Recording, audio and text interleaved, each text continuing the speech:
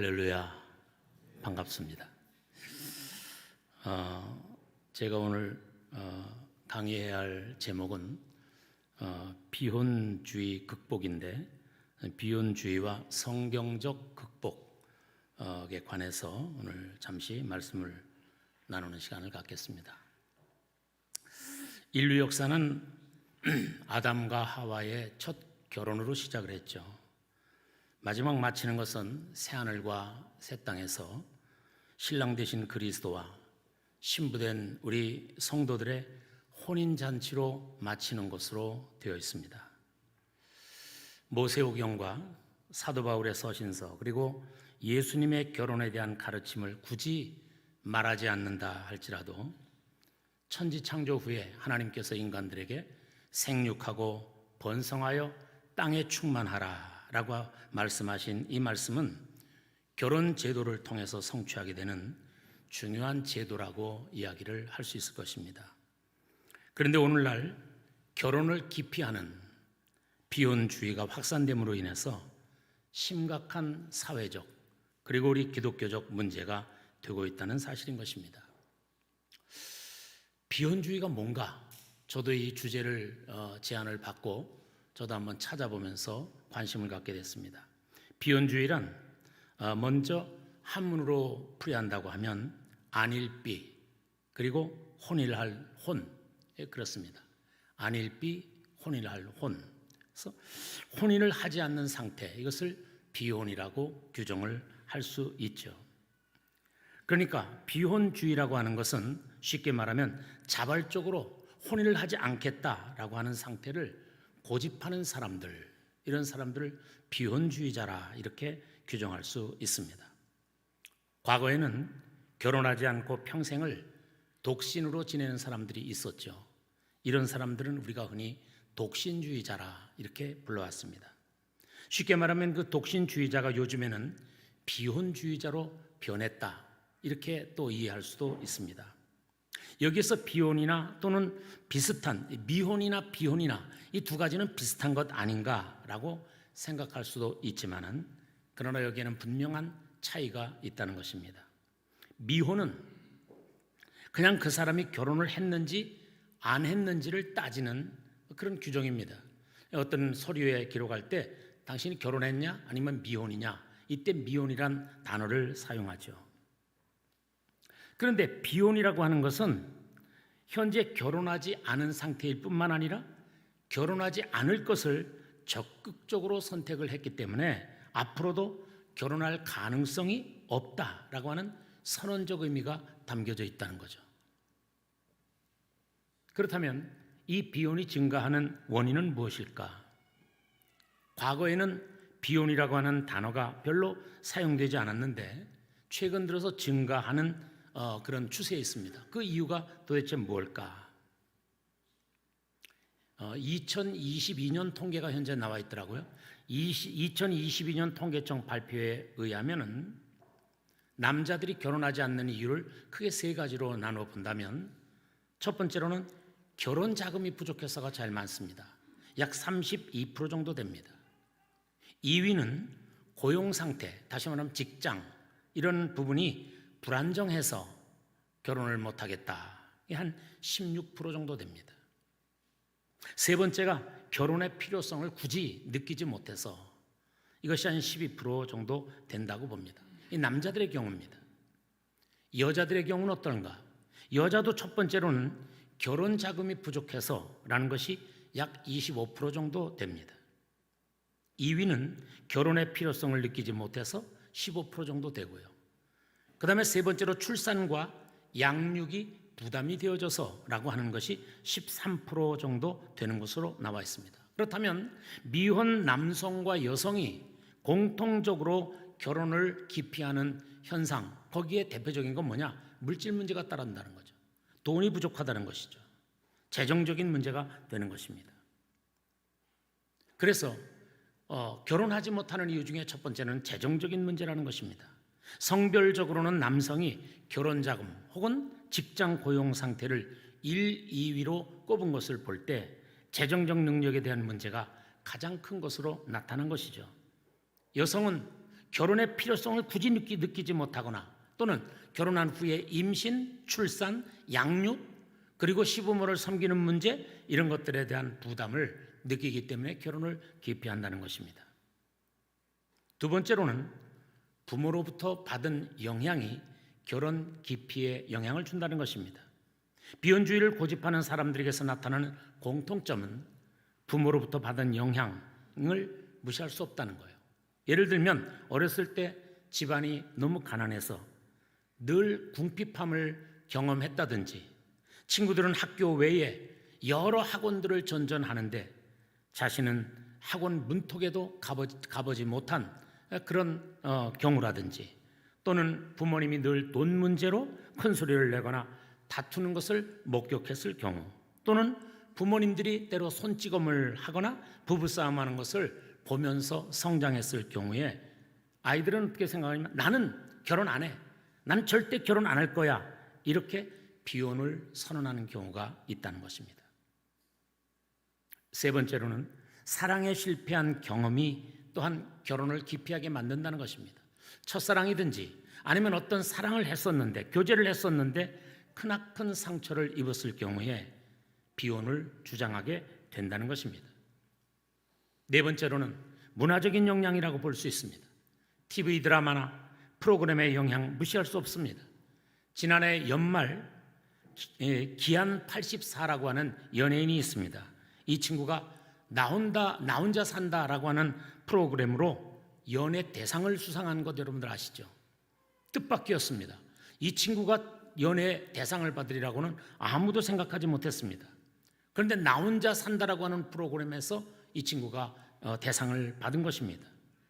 이 나 혼자 산다라고 하는 프로그램은 2013년 3월 22일 날 첫 방송이 되어졌습니다.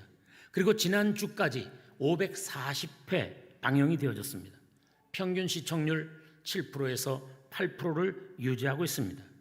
10년 이상 방영되는 인기 프로그램입니다. 다양한 유명인들이 등장합니다. 어떨 땐 진짜 유명한 연예인이 거기 등장해서 혼자 사는 즐거움과 행복을 소소하게 풀어내는 연출력으로 인해서 많은 시청자들이 혼자 사는 삶을 동경하게 만들기도 한 것이죠. 이게 비혼의 원인도 될 수 있다는 것이죠. 다섯 번째로는 고학력, 고스펙을 꼽을 수 있습니다. 남녀의 고학력이 비혼을 부추긴다는 그런 견해가 있습니다. 사회적으로도 비혼주의를 저출산 문제를 야기하는 주된 원인으로 보는 그러한 경향도 있다는 사실인 것입니다. 그래서 어떤 분은 직접 기고한 글에 그렇게 말했어요. 오늘날 특별히 여성들의 고학력, 고스펙 이것이 비혼주의 여성을 만드는 이유다. 그러므로 그 선택을 하향 선택을 하게 만들어서 그것을 유도함으로 인해서 출산 문제를 해결해야 한다라고 하는 보고서가 있었던 것을 볼 수 있습니다. 여섯 번째로는 결혼 후에 관계 문제를 꼽을 수 있습니다. 결혼하니까 좋아? 남편이 속썩이지 않아? 결혼을 아직 하지 않은 한 친구가 불쑥 결혼한 친구에게 묻는 질문입니다. 다소의 부정적인 뉘앙스가 담겨있는 질문이라고 볼 수 있는 것이죠. 남편이 속썩이지 않아? 시댁에서 잘 해줘? 이번 명절에 힘들지 않았어? 이런 질문들, 우리가 여태까지 지켜와 봤던 결혼 생활에 대한 정보가 기반이 되어 있는 질문인 것을 우리는 잘 알고 있는 것이죠. 결혼 후에 많은 가정에서 부부가 맞벌이를 한다고 할지라도 그 나머지 살림은 언제나 여자의 몫이 된다는 사실을 우리는 잘 알고 있습니다. 결혼하면 좋아? 라고 하는 질문은 그 의도와는 별개로 대부분 결혼 생활의 장점보다는 결혼의 불편에 대한 화두로 이어진다는 사실인 것입니다. 여성들이 결혼이나 출산에 대해서 부정적인 인식을 갖는 이유 대부분이 결혼 후에 달라지는 역할론의 근거를 두고 있는 것입니다. 여성은 맞벌이를 하면서도 집안을 돌봐야 하는 숙명이 있습니다. 뿐만 아니라 결혼한 후에는 시댁에 잘해야만 합니다. 아기를 낳으면 주 양육자가 되어야 한다는 것이죠. 여성들은 결혼을 하고 나면 좋은 아내, 좋은 며느리, 좋은 엄마의 역할을 묵묵히 수행하기를 요구받고 있다는 것입니다. 뿐만 아니라 그로 인해서 나라고 하는, 여성 나라고 하는 존재는 사실상 사라져버리고 마는 것이죠. 결혼 후에 남성들은 본인이 원하든 원치 않든 사회적인 커리어를 강화하는 방면으로 매진되어지죠. 남성들은 어찌하든지 진급을 한다든지 아니면 어떤 높은 데 올라간다든지 돈을 많이 번다든지 커리어를 쌓는 방향으로 나간다면, 여성은 오히려 커리어를 포기하는 방향으로 역할 변화가 요구되는 그런 현상이라는 것입니다. 결혼했다는 이유만으로 내 의지와 상관없이 삶의 프레임이 완전히 바뀌는 것을 받아들이기 어려워하는 것이 오늘날 여성들의 현실인 것입니다. 남편이나 시댁에 대한 의무, 그리고 그로 인한 자유의 박탈 등은 요즘 세대에서 결혼을 기피하는 이유 중 첫 번째 이유가 될 수 있다는 그런 생각을 하게 됩니다. 그렇다면 마지막으로 비혼주의에 대한 성경적 대책을 잠시 말씀드립니다. 백약이 무효인 정부의 출산 지원 정책은 생략하기로 하겠습니다. 역사상 인류가 직면한 문제는 사실은 다양하지만 언제나 해결책은 단 하나였습니다. 그것은 성경으로 돌아가는 것입니다. 비혼주의에 대한 성경적 대책 또한 복음을 바로 전하는 우리 목회자들이나 또는 일찍이 신앙을 가진 사람들의 어떤 노력으로 젊은 사람들의 사고 변화를 유도할 수 있다는 것입니다. 결혼 및 가정에 대한 성경적 가르침을 강화할 필요가 있다고 생각이 되어집니다. 그래서 목회자들도 설교를 통해서 결혼 생활의 소중함과 그리고 가정의 중요성을 강조를 하고 독신이나 결혼을 고민하는 이들에게 실질적인 조언과 도움을 제공해야만 할 것입니다. 두 번째로는 청년들을 위한 만남 자리를 마련하거나 지원하는 것이 좋겠다 생각됩니다. 미혼 청년들이 서로를 지지하고 이해할 수 있는 공간을 마련해 주는 것이죠. 아까 그렇지 않아도 식사하면서 그런 말씀을 들었습니다. 우리 전국에 있는 우리 교회에서, 우리 다음 세대운동본부에서 나이를 상관치 않고 서로 남녀들이 만날 수 있는 결혼 중매하는 그런 통로를 하나 만들면 어떻겠느냐, 그런 얘기를 아까 식사하면서 나눴습니다만 그것도 한번 고민해 볼 필요가 있다고 생각됩니다. 이를 위해서 교회 간에 연합 행사를 한다거나 크리스찬 결혼 정보 회사를 소개해 주거나 젊은이들을 위한 다양한 프로그램을 개발한다는 것, 이런 다양한 커뮤니티를 활용하면 좋겠다 생각을 해봅니다. 뿐만 아니라 개교의 노력이 필요하다고 생각됩니다. 부산에 있는 세기록교회를 보면 손현보 목사님이 담임으로 계시는데 청년들이 결혼할 때 교회 공간을 제공을 해준다는 것입니다. 교회 본당을 아무 조건 없이 제공을 해주고 모든 결혼할 수 있는 그런 준비를 다 해서 결혼식을 할 수 있도록 도와준다는 거죠. 뿐만 아니라 결혼식 피로연까지 뷔페 음식을 마련해서 또 제공을 해준다는 것입니다. 이 모든 것들을 교회 재정으로 부담을 한다는 것입니다.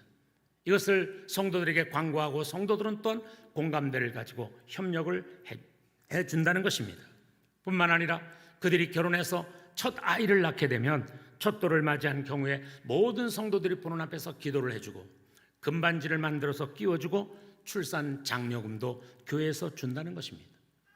그랬더니 그 교회에서는 다른 데보다 약 2배의 출산율을 유지한다라고 하는 그런 통계를 살펴보았습니다. 맺겠습니다. 청년들 사이에 비혼주의가 만연하고 있습니다. 비혼주의는 하나님께서 생육하고 번성하고 충만하고 그리고 땅을 정복하고 다스려라라고 하신 이 5개의 명령을 무시하는 불순종의 행위라고 볼 수 있습니다. 물론 비혼 현상을 이기적이라면서 무조건 비난만 할 수는 없습니다.